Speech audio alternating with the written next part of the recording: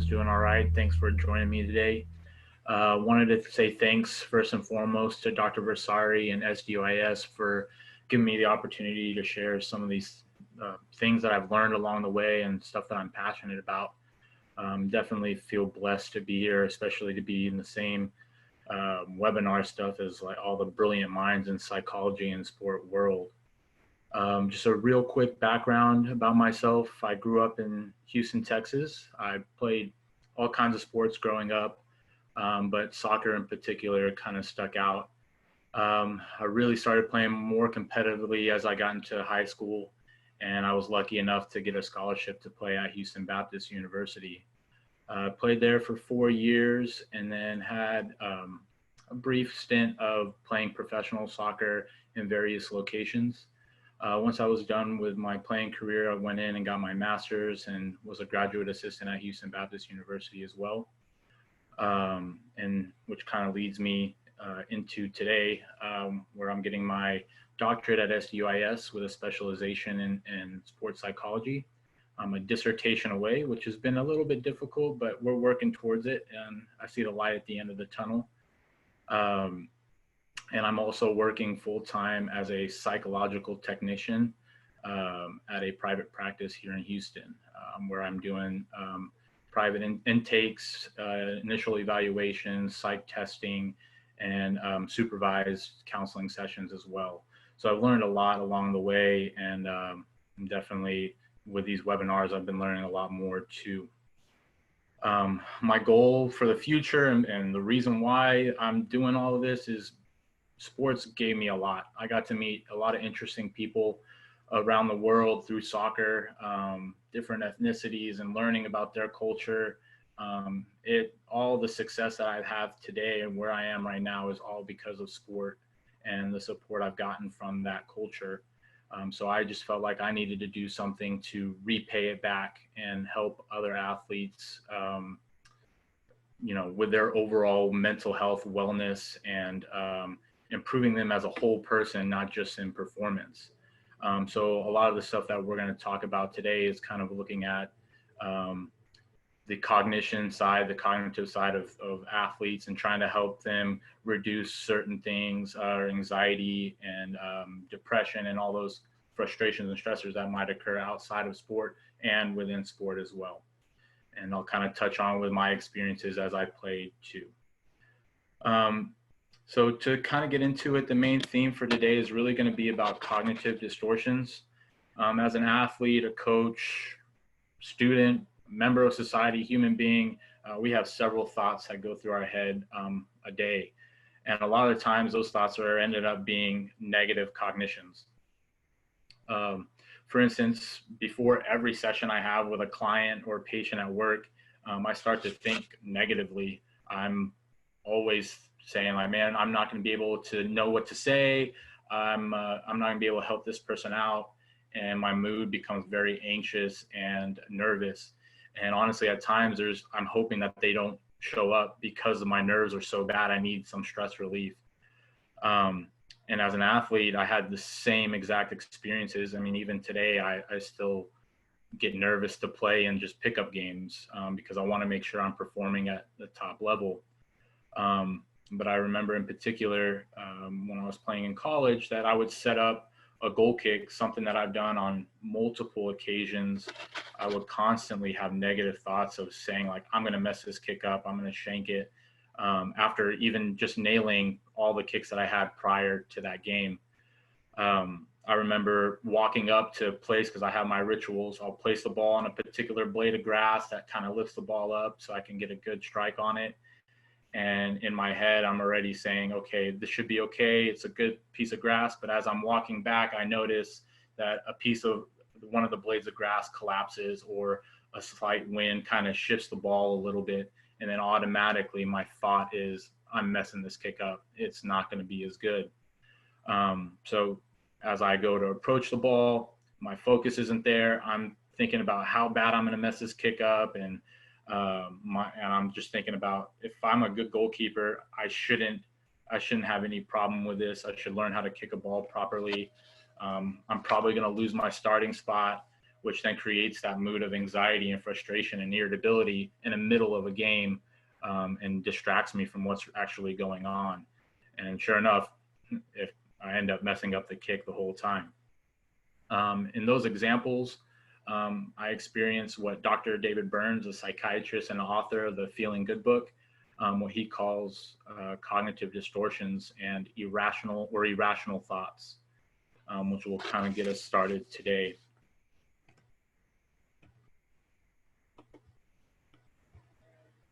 Get this going. There we go. So real quick, before we go any further into the discussion of cognitive distortions, I think it's really important to kind of note that Dr. Burns was a student of Dr. Aaron Beck, who is considered the founder of cognitive behavioral therapy. I'm sure we've all heard that term thrown out a lot, CBT, but some of the main factors of CBT is where psychological problems are based is in part due to faulty or unhelpful ways of thinking and learned patterns of unhelpful behavior based off of those thinkings.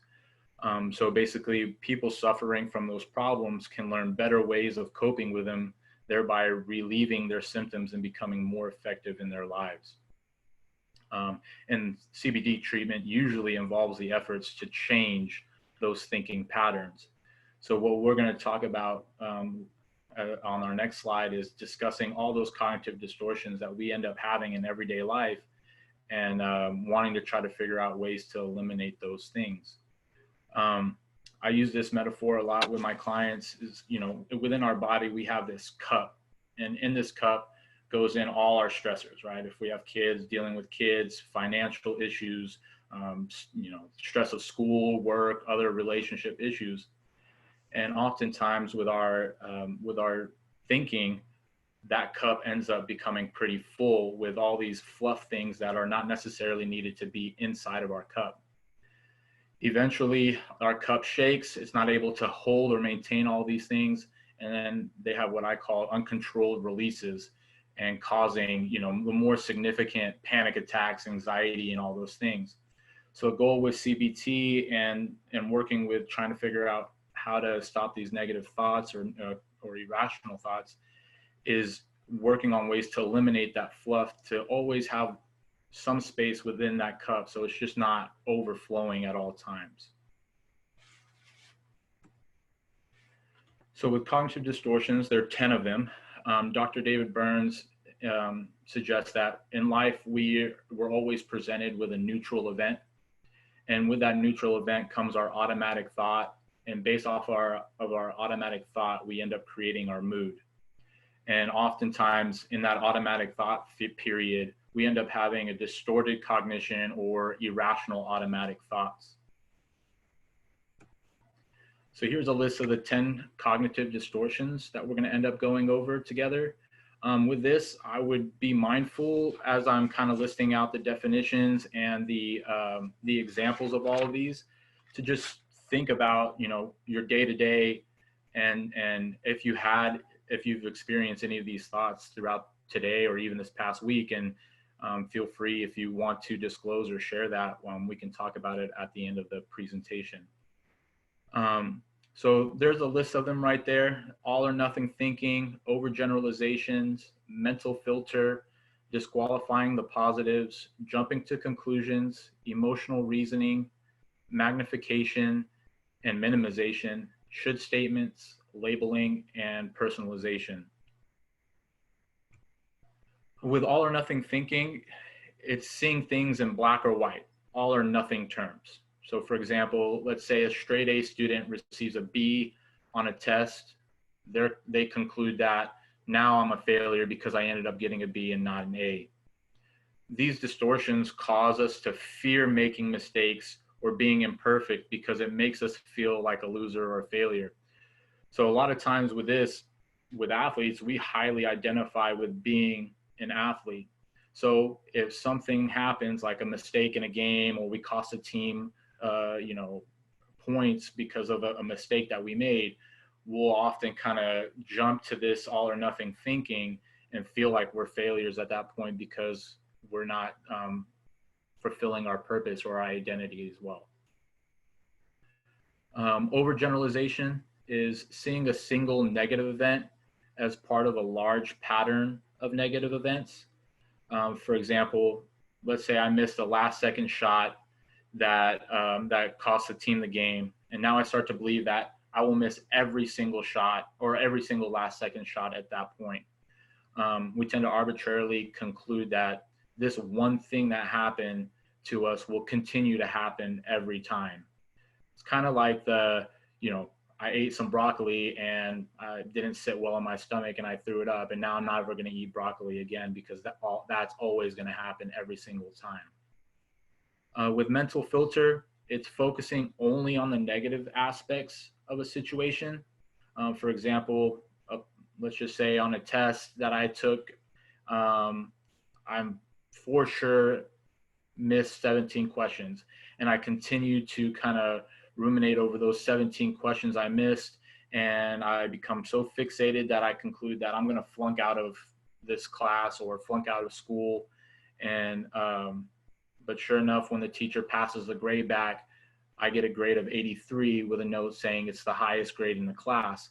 And so I spent all that time just thinking about how much of a failure I am, when in reality I was the top grade in the class. We tend to do this all the time. I mean, as human beings, we filter out the positive aspects of things and really focus on the negative. With disqualifying the positives, we end up rejecting the positive experiences by discounting them.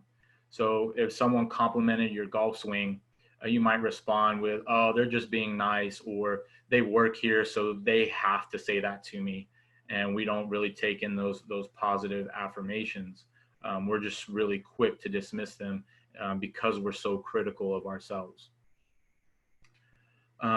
Jumping to conclusions, basically concluding that something negative will happen or is happening with no evidence. I see this one a lot with a lot of my clients, and I do this one a lot too. So like an example is, let's just say I'm giving a speech on Zoom, and I notice someone leaving the session or looking away or not being focused. I tend to believe that they must think I'm boring and probably want me to wrap this up really quick. Another example would be, which I see a lot, is someone looking at a post of a friend on social media where their bunch of friends are out at a beach enjoying a nice sunset with drinks in their hand, and we tend to think that, man, their life must be great and I wish my life was like theirs. They seem very happy. But little do we know, that was the only time during their vacation that they were able to go outside. It may have been raining the entire time. We don't know those things because they didn't post it. And so we just start jumping to those conclusions, and then we kind of create this negative environment for ourselves as well. With emotional reasoning, we assume that negative emotions necessarily reflect our reality. So for example, I feel dumb, therefore I am dumb, or I feel guilty, therefore I must have done something wrong. And we tend to kind of have those types of thought processes. With magnification and minimization, it's blowing things out of proportion or just shrinking them. So basically, as an example, is I can't believe that I passed that. My pass to that wide receiver went behind him. What a terrible mistake. My reputation as an accurate quarterback is gone out the window. It's ruined. People are going to think negatively towards me. Magnification usually occurs when we look at our own mistakes and our own imperfections. It's kind of that perfectionist type of thinking, that we just dwell on those imperfections as well. With minimization, that occurs when we look at our strengths as being unimportant. So if one of our strengths is being a good communicator, we then say everyone on this level is a good communicator. That skill is really not that important. Should statements, I think athletes do this a bunch as well, putting constant demands on ourselves by saying you should be or should have done certain things. Like an example would be an athlete who's injured, who's in their rehabilitation phase, saying, I should be at the running phase of my rehabilitation, even though they're only a week out of surgery. we tend to motivate ourselves with should statements. That often causes a lot more pressure and stress on us. And if we're not, we don't have the great coping skills to deal with that, sometimes it can turn out to negative outcomes. Labeling is an overgeneralization by attaching a negative or global label to a person or situation. Um, After missing a putt, for example, to save par on the 18th hole, the golfer might say, I'm a complete loser. So those I am kind of statements. Labeling creates self-defeating behaviors and feelings. Life is just hard, and it's complex with ever-changing parts and variables. So we need to stop defining ourselves with these overly simplistic and wrong labels. With personalization, we attribute negative events to ourselves without reason. For example, a tennis player lost in the first round of a tournament, and the coach ends up feeling guilty and then says, I must be a lousy coach because they lost in the first round of the tournament. This distortion is the one that creates the most guilt out of all of them. We assume responsibility for a negative, even when there is no basis for doing so. So now, as we talked about all of the cognitive distortions there, we're working on ways to try to change the negative irrational thinking. And just like with any new skill, it's going to take a lot of repetition and trying to really get the process down. And what I found is there's a lot of things that don't work for me that work for others. I could list off several different ways to, calm breathing down, relax, or take care of the anxiety. But some of them might not work for you because I know they don't work for me. But the one that I kind of suggest to everybody learning these new cognitive distortions is just trying to get familiar with your own thought process. Try to educate yourself on yourself and see and try to document, what your moods are like throughout the day, just to see if you're experiencing any of those cognitive distortions and being able to battle it and use evidence to try to combat those negative thoughts. The other technique is called the triple column technique. And that's just basically putting down 2 lines in the middle of your paper. So putting them into thirds. And basically one section is designated for that automatic thought that you had to that particular event. And then the middle row would be, middle column would be for cognitive distortions that you are experiencing. And then the third column would be a rational response. So being able to combat those negative or that irrational thought in that automatic phase, that cognitive distortion, with evidence based. So if I failed a test and that test, my automatic thought was, now that I failed this test, I'm going to end up failing out of the class. Now that I failed out of the class, I'm going to fail out of school. I'm going to become a failure to everybody. I'm not going to become a psychologist, all of these things. And my mood ended up being angry or irritable, anxious. The way I would combat that thought is, well, that test was worth 10% of my grade. I still have a chance to pass the class. Yeah, I think I could be frustrated or irritable, but I need to just study a little bit better. I've failed the test before. I've always come back and passed the class. Just kind of talking those things up and putting things into perspective instead of kind of blowing them out of proportion. It's essential to put things down on paper so that we can show ourselves our negative or irrational thinking, so we can see those patterns. And again, that'll also help us with the education and the analysis of our moods throughout the day as well. The goal here is not to necessarily change a negative thought to overly positive thoughts, but it's just to navigate those waters and minimize the significance of the current symptoms you're in based off of those irrational thoughts. So if I'm so anxious to an 8 or a 9, but I was experiencing a cognitive distortion that took me there, the goal with these techniques is trying to minimize it to maybe a 3 or a 4, which is probably a little bit more manageable, and I can cope with that type of anxiety. The third technique that I put down there is kind of snap out of negative thinking. I use this with a lot of the athletes that I kind of work with. It's kind of either putting a rubber band or a bracelet or just something there that you kind of snap. So I use this a lot today, especially, before any presentation or speaking in public. I'm always a little bit nervous. So, it's just kind of snapping out of those negative thoughts, just reminding myself, hey, you've done this before. It's going to be all right. It'll be over before you know it. And just trying to help those things out. Again, that technique doesn't work for everybody. It's just trying it out and seeing if it does for you. Questions on cognitive distortions before we move forward?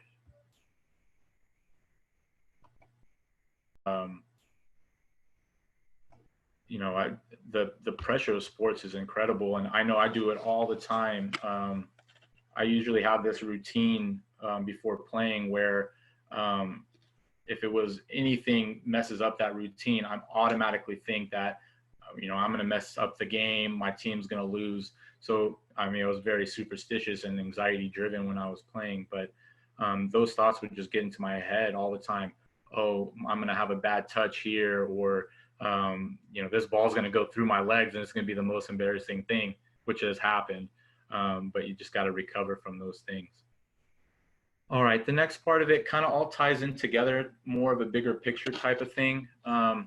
Post-COVID planning and returning to sports, this is a really unprecedented time. A lot of changes, a lot of people affected, in particular with sports as well. I know that the NCAA did a research that showed a majority of their participants have an increased anxiety and depression symptoms since being on lockdown with COVID. So a lot of the things that you might experience, or these difficulty adjusting to the new COVID planning for sports, could be no fans in the stands, shortened seasons, extra safety precautions, new playoff formats that we need to really quickly to adjust to that are not normal to our to other previous seasons, which these could cause an increase in anxiety easily, because as we know, as athletes, we're creatures of habit and routine, and we don't like not knowing things or not having control of things as well. You'll notice that, I don't know if any of you guys follow Bundesliga soccer, but they returned to play a few weeks ago with no fans in the stands. A big game between Borussia Dortmund and Schalke, which is a big rivalry there, usually averages about 81,000 people in the stadium. And during their game a couple weeks ago, they only had 213 qualified attendees, so just people kind of working the game.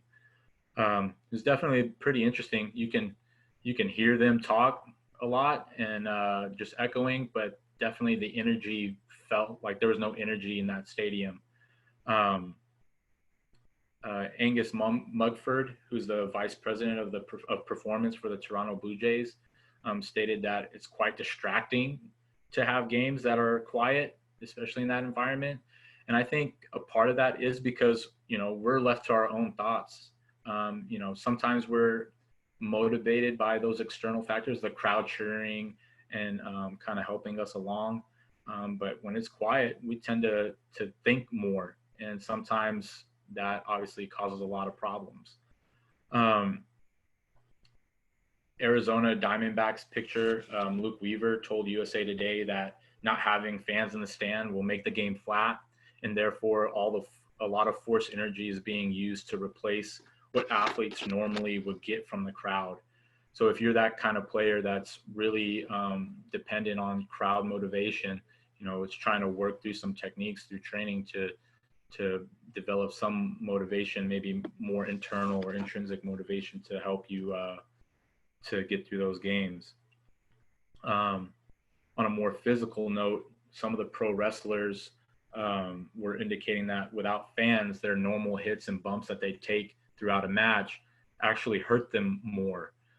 So again, it gets back to that more thinking, oh, this slam to the mat's going to really hurt me a little bit more, or this tackle that someone came in on me is really hurting, and maybe justifies the 500 rolls that soccer players tend to do anyways.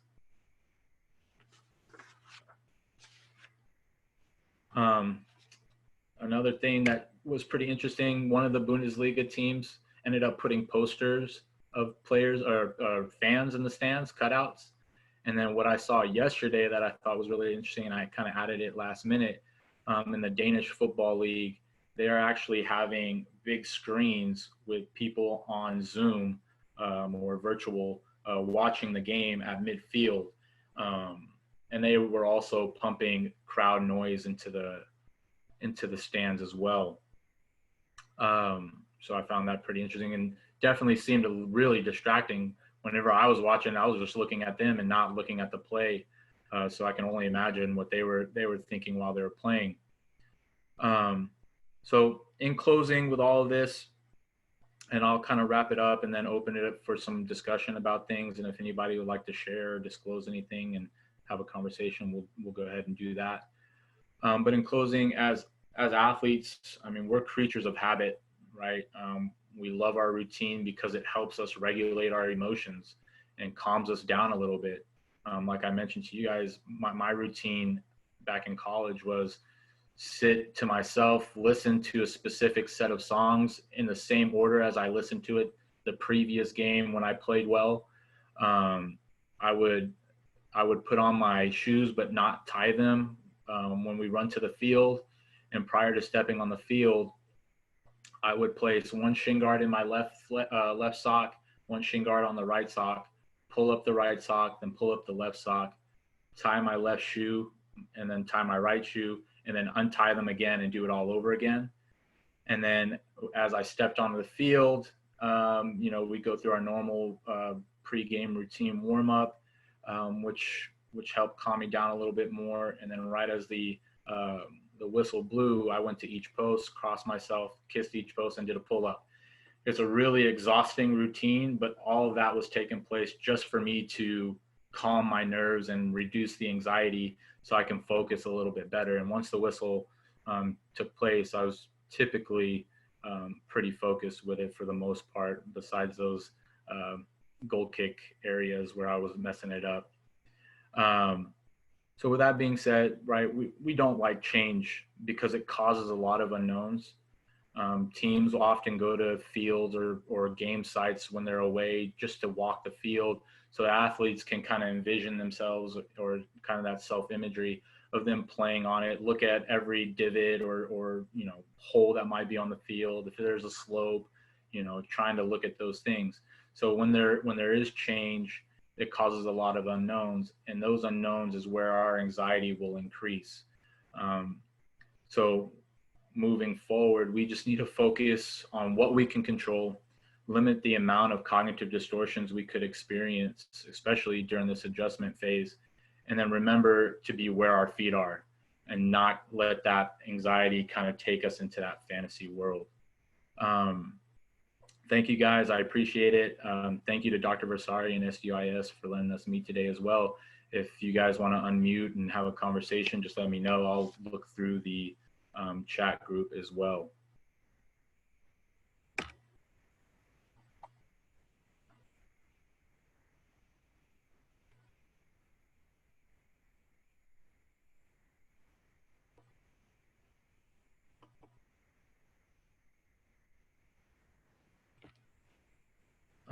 One of the questions from Haley, do you think pre-game routines are more harmful or more helpful or harmful to players, especially when the potential to be altered constantly due to unforeseen changes? I think they're more helpful because that's the one thing I can control for the most part, right? I can control, what songs I have on my playlist. I can control putting each shin guard in each side. I think as I kind of grew as a player, if there was no rain in the beginning of our warm-up and then it started raining, I just learned to say, hey, this was out of my control. I couldn't do a rain dance to stop it. So the thing that would help me reduce my anxiety more than anything was that pre-game routine. And I do that today in my job as well, right? It's reading the chart, preparing, seeing, what our last session with that patient was like, and then just kind of going through my routine of, all right, take a deep breath, maybe that 4-second square of deep breathing, and make sure I'm ready to go, and try to bring that anxiety from a high level down to a manageable level that's ideal for me to perform.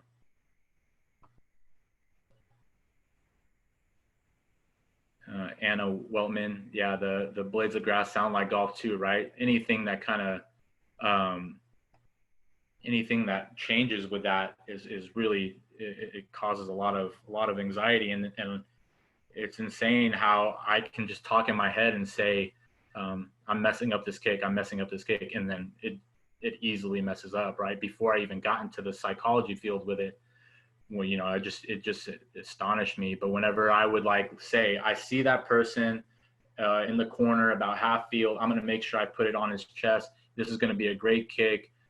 Just go through it. Don't over hit it. Doesn't need too much power. Find it to him there. Typically, it ends up working out every single time as well. Travis Harmon, what made my dissertation journey difficult? Well, it's actually those distortions, right? I did a lot of should statements. I should be done with my dissertation by this time. Or I kept setting time limits. Okay, I should be able to finish my lit review at this time. And when it didn't happen, when there were several changes that needed to be made, I got really frustrated with it too. So that's why it made it difficult for me. I had a good talk with my research director, Dr. Lou Anderson, and Dr. Versari as well. And they kind of basically said, this is a marathon. It's not a sprint or anything like that. Just kind of go with it. But now as I'm moving forward with it, I feel like I'm kind of progressing through. I can see the light at the end of the tunnel.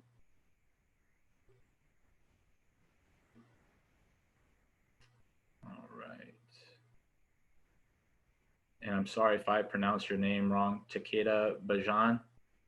Any differences of addressing young athletes, teens, athletes, and collegiate athletes? They're kind of interesting. I think with youth athletes, might present things in a different way. Like the rubber band thing kind of works because they find it to be a little bit more interesting.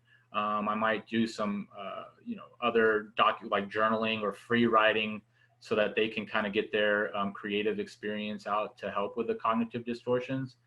But athletes in general, teens, collegiates, youths, a lot of them do identify highly as athletes. So when something goes wrong, the potential of the anxiety increasing is definitely there because they identify with being an athlete so much. So it's just kind of reminding them that, being an athlete is not, or being like a soccer player is not who you are. It's just something that you do very well. And try to say we got to kind of avoid those perfectionist type thinking as well. And then same, Mr. Takeda Bouchahine, are there any resources for youth teens? Gotcha. So there's some apps that I've used before, kind of for guided meditation, and they don't work for me. That's one of the things that don't work for me. I lose focus too fast, and I automatically start thinking of things. So that's my kind of problem.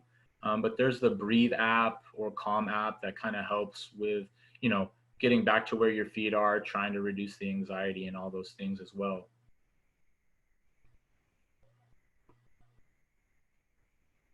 Haley, if you hear yourself saying, I'm going to mess up this kick, if there's anything, I think we touched on that, hopefully to alter the outcome of your performance. Yeah, again, that's that quick. So one, it's learning about those cognitive distortions and understanding that in that moment, that's what you're having.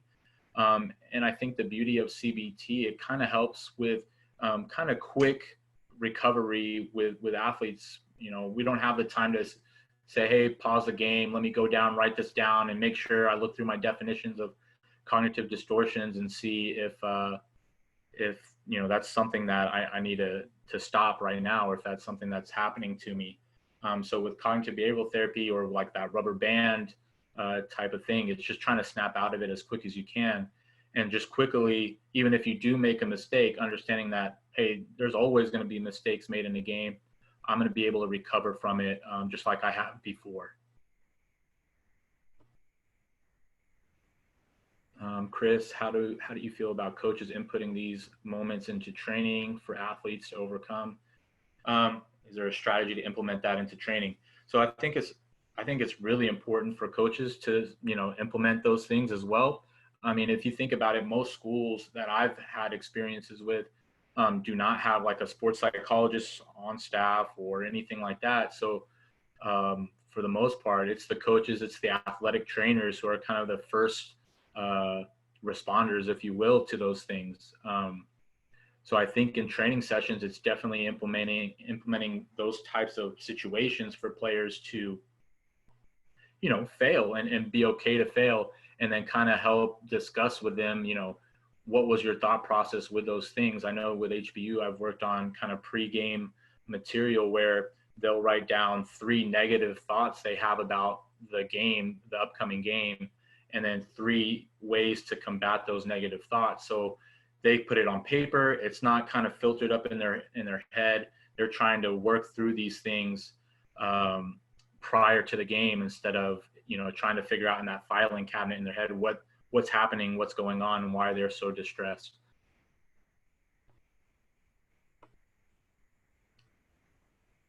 Can Plan B act as a deterrence if you are preparing yourself for an alternative outcome? The what ifs. I mean, yeah, of course. I think, if we start preparing so much for things that haven't happened yet, naturally we're gonna experience that anxiety, right?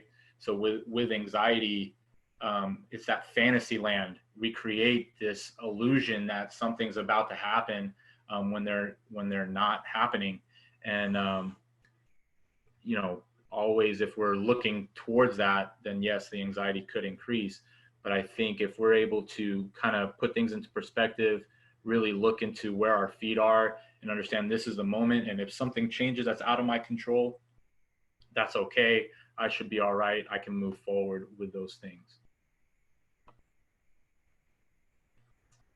What's my dissertation title? It's kind of long. It's the impact of athletic identity, emotional competence, and self-stigma on athletes' attitudes towards seeking psychological help. My main goal with that is to try to destigmatize psychological help and therapy with athletes. We have this thing of mental toughness, and where it's like, I know if you've played sports, people have heard the, suck it up, no pain, no gain. If you're crying, that's weak, or, all those things. You need to be mentally tough, all those stuff, all those kind of phrases. And so whenever I was playing, I dealt with a lot of kind of, anxiety and depression, obviously, and I wasn't able to, a thought never crossed my mind to go get therapy because I felt like that would be a weakness. And because that's what was being preached to me my entire sports career. Helen Joseph, how do you care less about what people think, like outward success? I'm trying to decide which sports to play. The ones I enjoy the most is table tennis and diving. I enjoy the most, but will give me less success. I can get more success with track. So Helen, obviously individual sports, is going to be a lot of battles between yourself, your own worst enemy. So the way I kind of look at it is you have the power, you have all the control. If you're giving someone the ability to judge you and you're really caring about what they're saying, you're allowing them to have that power over you. So I would kind of bring it back and just say, people are going to have things to say, and some I can take in as constructive criticism. But at the end of the day, I'm doing something that I enjoy. And if that's track, then great. But it seems like you could get more success in track, but you're enjoying table tennis and diving. And if that's what you enjoy, I feel like that's the best route to go and try to develop your skills in that. Jules, there's a balance in some jobs. Planning 2 to 3 steps ahead is a part of the game and can be an asset. Thank you, Jules. I appreciate it. How can teammates help build your confidence in training and in games? Um, so, Glenn, this is a difficult one too because, again, as I was telling Helen, we're if I'm looking for teammates necessarily to give me that external validation, I'm opening myself up to some of the cognitive distortions. If they're not giving it to me, am I feeling like less of a player now? I think in training, it's making sure that it's high level. It's always, 100%, and we're working towards a specific goal. And as teammates, if it is seeing someone getting down on themselves, like for example, in soccer, if someone missed a penalty kick in a shootout, right, their first instincts head down, probably going through those distortions of I'm a failure now. We're probably going to lose because of me, and I'm not going to play. I'm not going to be as good anymore because of that. So having teammates there to have that support with you and understand that mistakes are going to be made, and we learn more from our failures is the best way to do it.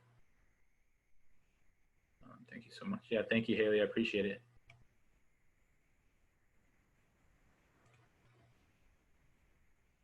All right. Anybody else?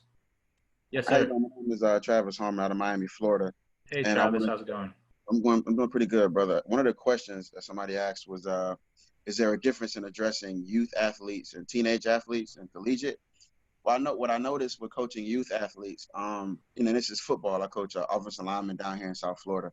When working with my 10 Okay. and Yeah. 11-year-olds, I realized that they have infinite energy because they're young, but Mm-hmm. they were also eager to prove. They wanted my approval, so they kind of ran like little machines, like they were Mm-hmm. kids, but they wanted to be treated like men, so to speak. They were young offensive linemen, young boys, so they wanted that respect factor.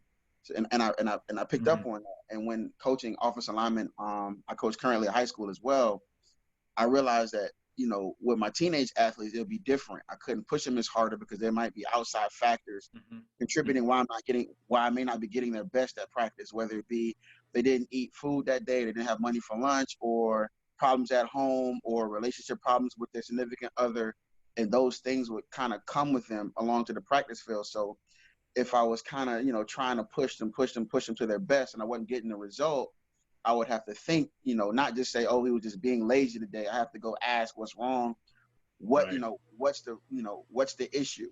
So, basically I'm saying that to say this, what I realized that I could, you can kind of push, younger kids a little bit harder because they were so eager to prove themselves to you. Right. They wanted, Right. they wanted Coach Trav's approval. They wanted me to come to them and be proud. So, I would tell them I was proud of them, and it Yeah. was cute to see that during a game they would transfer into little men. They would carry themselves a certain way, but as soon as the game over, they go back to little kids. They're playing tag. They have a little Capri Sun, eating their pizza, and it was a cute transformation. But I just wanted to address that question of what Yeah. I noticed in coaching young kids and teenagers. Yeah. I appreciate that. And so whenever with your teen athletes, whenever they're kind of coming in and you notice that you have to kind of ask them what's going on, everything okay?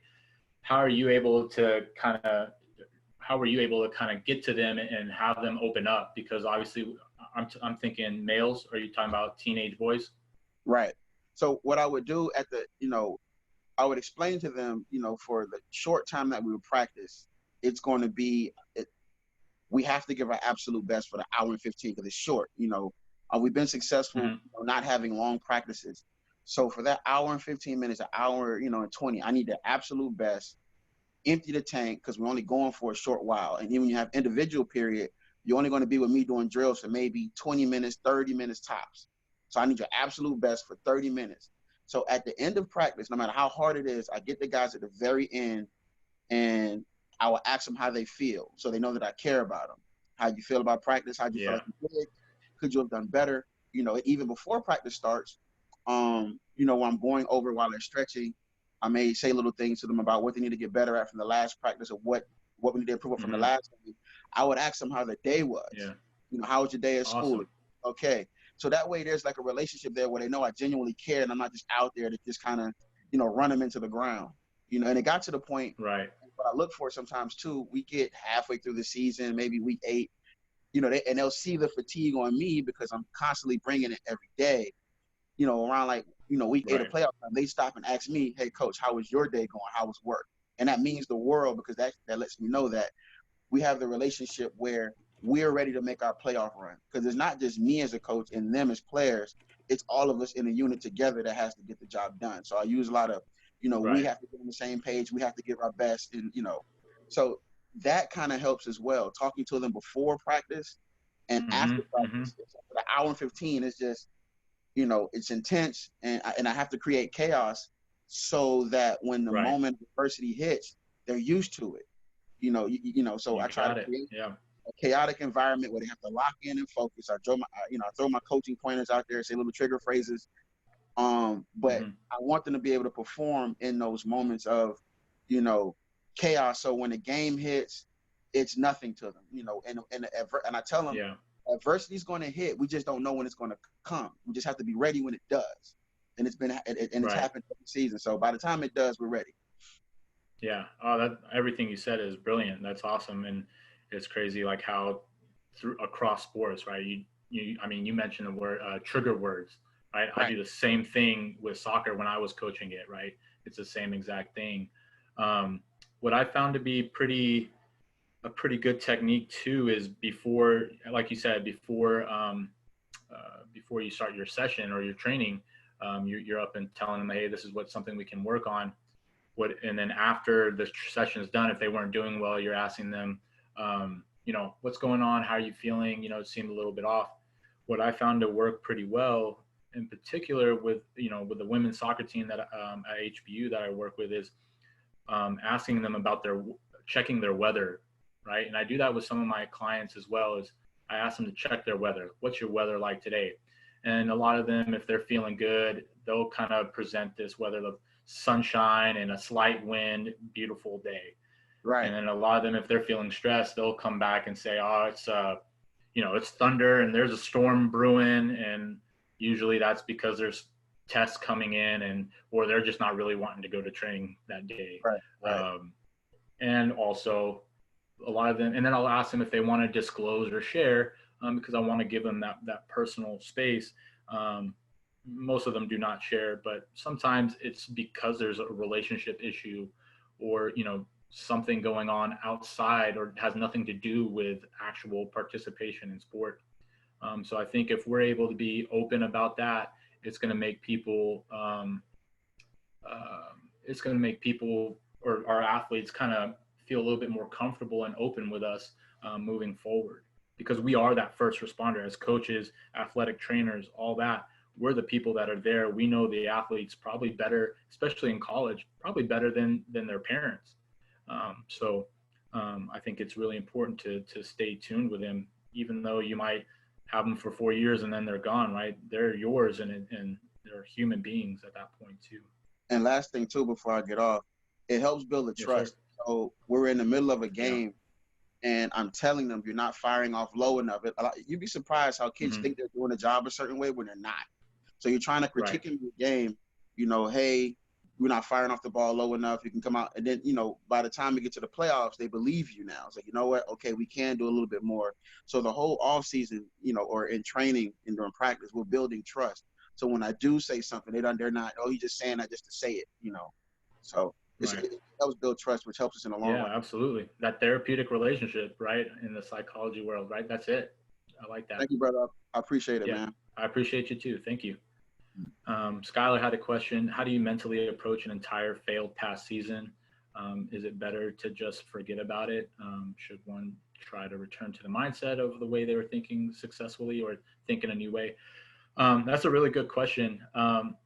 So we've had, whenever I'm playing, you know, in college and especially in professionally too, a lot of unsuccessful seasons. And I bet Coach Dodd will know too that we, you know, this past season with HBU wasn't our greatest season. And not because we don't have the talented players, just sometimes in sport, things don't go our way. So it's not necessarily having a new mindset or changing it. The way I kind of viewed it when I was coaching is just telling the players, just focus on today. Worry about getting 1% better today. And then as we kind of go along with that each day, hopefully, as we're focused on, hey, let's just win this training session. Let's make sure that 1% is getting accomplished. That way, the next day, we're kind of going off of this success. So we're building small victories already with that. And part of that does come with one of my professors in school said, make your bed every morning. That's the first victory of the day, is by making your bed. So I think it's just looking at those small little victories and not dwelling on the past season of, even though maybe we did all these things, it wasn't going well. Just focus on where your feet are now. I hope that helped.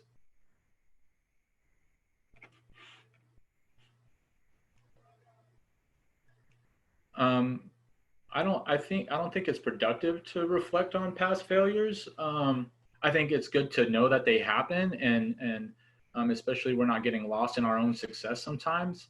But I definitely, I mean, one of the symptoms of depression is reflecting on past failures.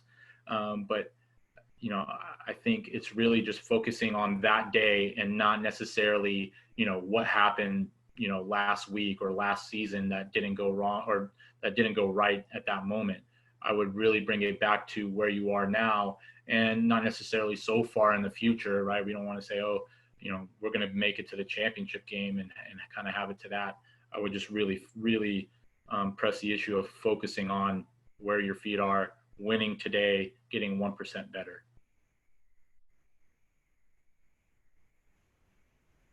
You're welcome. Any other questions before we get off?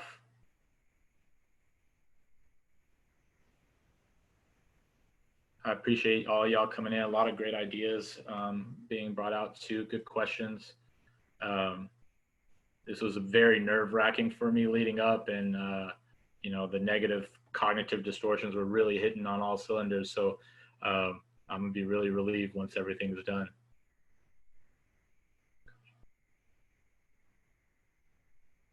Yeah, Travis. Yeah, when coaching, it's all right to lose, right? I mean, we're not winning every game. We could always perfectionism. There's no such thing, right? That's impossible to reach. We can get close to being perfect, and we can strive for it. And I think that's the best thing too. Do I provide Zoom for elite teams? I haven't done any Zoom with teams yet. I've done like FaceTime with individual athletes. And my private practice, we've done Zoom sessions pretty much ever since we got on the pandemic. I mean, I'm guessing that it would still be beneficial to do Zoom. I think a lot of things are changing towards that. So that's another kind of adjustment thing that COVID's kind of brought to us. And I think it's a great idea. Any avenue that we can reach players as much as we can, I think is the best thing ever. Thank you, Alan. I appreciate it. Do I have a social media page? I have a Facebook. You can look. It's Michael Micho Bouchahine. I'll type it in here for you.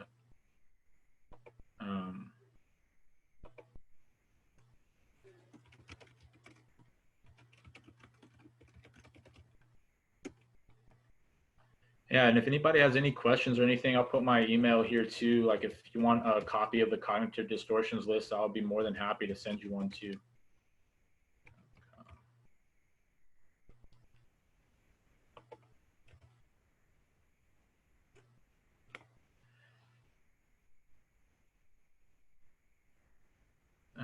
How do you stay motivated when you feel like you're changing fast enough or getting better? When you're not changing fast enough. Gotcha. Again, we'll think of the big picture in that moment, right? I'm not doing well now, which means, or I'm not getting faster or getting better now, which means I'm never going to get better or faster ever. And I'm just going to stay here and I'm going to sit in this, feeling forever. And we kind of have that all or nothing feeling with that. So again, it's kind of working on understanding that that's a cognitive distortion and writing it down and using the rubber band to say, anything in life that we've done that weren't good initially, we needed to take practice. So, for example, with soccer, right? I didn't learn how to kick a ball. For a long time, they just threw me out. I was that little kid that wore, tennis shoes to play in a soccer game, right? And so, it takes a lot of practice and mental skills training to really get those cognitive distortions from stopping to happen. So I would just stick with it and not get discouraged um, by those that feeling of I'm not getting fast right now, I'm not getting better, and just again live in that moment and understand, all right, I'm just going to look at doing this a little bit better, maybe working on how much force I'm putting into the ground to get faster, or I'm going to really work on my agility this weekend so I can make sure I got my quickness back in, kind of focusing on little things instead of looking big picture. Oh yes, I do provide some with teams and coaches. I haven't done them through Zoom yet. I have good relationships with some of the coaches, so we'll talk on on the phone and stuff, and about certain things. Hey, Michael, I have a quick question Hey, on Haley. past failure. Yeah. How you doing? Yeah, good. How are you? I'm good, thanks. I had a quick question on past failures. It's kind of a spin-off on that. I play for a collegiate volleyball team, and we have been struggling with a previous opponent for the past few years in our conference. And we constantly talk about how we lose to them every year. And we finally beat them this past year, which was fantastic. Awesome. Yeah. Thank you. Yeah, it was really great. It was first time in about 9 years. Yeah. But we are constantly focusing on these past failures and these failed attempts to beat them and take them on in past years. And I was just wondering, do you think that that's constructive? Because I personally feel like it hasn't been great for us to focus on the consistent losing to them, and it's been very negative, and it creates a mindset of fear and anxiety and going in to play them. So how can we work on overcoming that obstacle and that mindset and that remembering of past failures to beat them? Yeah, good question. Well, let me ask you this. You guys beat them this past season. What was y'all's mindset in that game? Why was that game different from the last 9 years? Yeah, I think that's a great question. It was our season opening game, which was a huge deal, and it was our school's national day. There was like a Friday the 13th is a big deal at my school, so it was Friday the 13th. We were playing. We had a huge crowd, and it was a really special situation. It was fantastic. And then we went to play them on the road, and we lost very badly. And so we ended up playing them on the road again, and it went poorly again. And just it was very different that one time just because of the environment, and the support we got from the community was fantastic. But it's I think it was hard for us to try to recreate that. And I think a lot of other things like different location and lack of crowd and just other small factors played into us not having the same attitude and mentality when we played them again.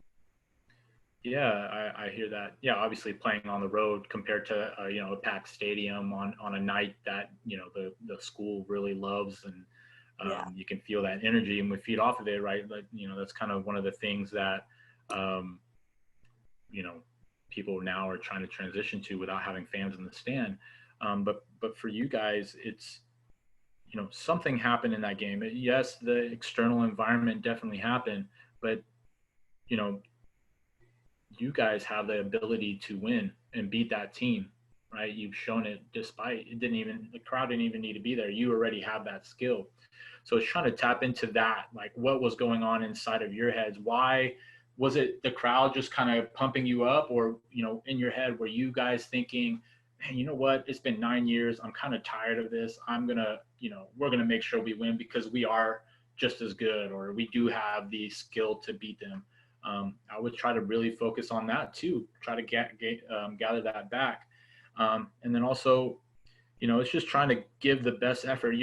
We have to be realistic too, right? Because I'm not sure of the team you play for and how good y'all are, like with, especially in college, there's ever changing pieces, but we have to be realistic with, where our competition level is as well, within ourselves, and trying to work on maximizing that in that moment. And if the result is losing, then that's okay. But I would just really focus on the things that you can control at that point. And if you're going into the game thinking, all right, we're going to lose now because we're away, then it's already done. It's kind of the same thing as I was saying with my goal kick, right? I already went into that thinking I'm going to mess up this kick, and it happened.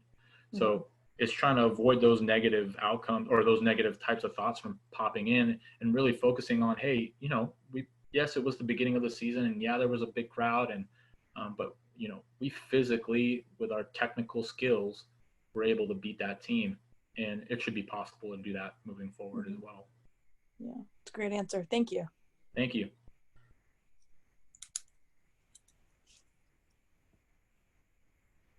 All right, I think we're done.